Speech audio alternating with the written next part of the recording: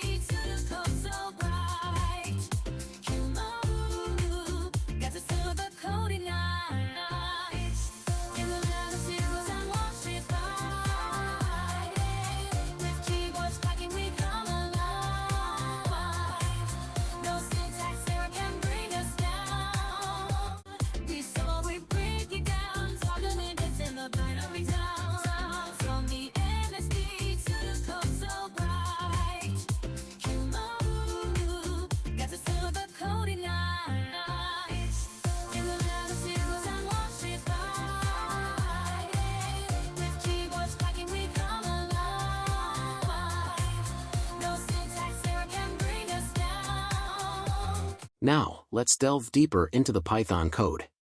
In step 1, we prompt the user to input a positive integer using the input function. This value is then converted to an integer and stored in the variable given_integer.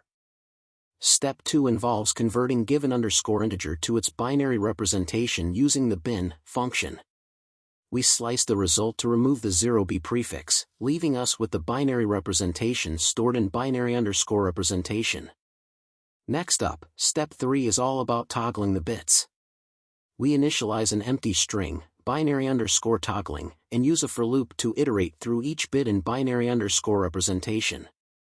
If the bit is 0, we replace it with 1, and vice versa. The result is stored in binary_toggling.